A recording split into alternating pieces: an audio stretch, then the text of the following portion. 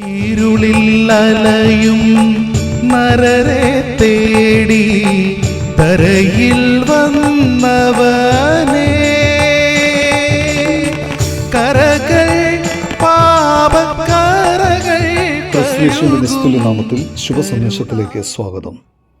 വിശുദ്ധ വേദപുസ്തകത്തിൽ എഫെസ്യർക്ക് എഴുതിയ ലേഖനം 1-ാം അധ്യായം 7-ാം വാക്യത്തിൽ അപ്പോസ്തലനായ പൗലോസ് പറയുന്നു, അവനിൽ നമുക്ക് അവൻ്റെ രക്തത്താൽ അതിക്രമങ്ങളുടെ മോചനമെന്ന വീണ്ടെടുപ്പുണ്ട്. അതവൻ നമുക്ക് താൻ ധാരാളമായി കാണിച്ച കൃപാധനപ്രകാരം സകല ജ്ഞാനവും വിവേകവുമായി നൽകിയിരിക്കുന്നു. അപ്പോസ്തലനായ പൗലോസ് ഇവിടെ അവൻ്റെ ധാരാളമായ കൃപാധനത്തെക്കുറിച്ചാണ് പറയുന്നത്. കർത്താവായ യേശുക്രിസ്തു ഈ ലോകത്തിൻ്റെ സൃഷ്ടാവാണ്, പരിശുദ്ധനായ ദൈവത്തിൻ്റെ പുത്രനാണ്. അവൻ മനുഷ്യ സാദൃശ്യത്തിൽ ഈ ലോകത്തിലേക്ക് വന്നു.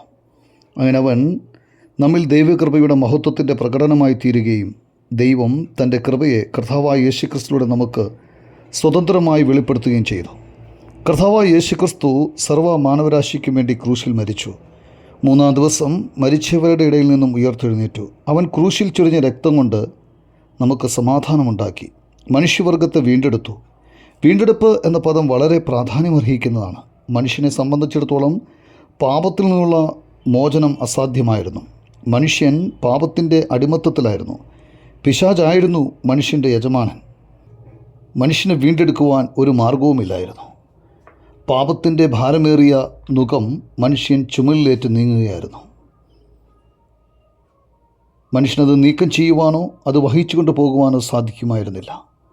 എന്നാൽ കാരുണ്യവാനായ ദൈവം നമ്മോട് കരുണ കാണിച്ചു. നമ്മുടെ വീണ്ടെടുപ്പിനായി തൻ്റെ ഓമനപുത്രനെ ക്രൂശിൽ ഏൽപ്പിച്ചു കൊടുത്തു. നമ്മെ പാപത്തിൻ്റെ അടിമത്തത്തിൽ നിന്ന് ക്രിസ്തു സ്വാതന്ത്ര്യം വരുത്തി. ഇന്ന് അവൻ്റെ സന്നിധിയിൽ നമ്മെ വിശുദ്ധരും നിഷ്കളങ്കരുമാക്കി നിർത്തിയിരിക്കുന്നു. അവൻ്റെ മക്കളായി നമ്മെ തീർത്തിരിക്കുന്നു. അതിക്രമങ്ങളുടെ മോചനമെന്ന വീണ്ടെടുപ്പ് സാധ്യമാക്കി അവനിൽ നാം അവകാശവും പ്രാപിച്ചു.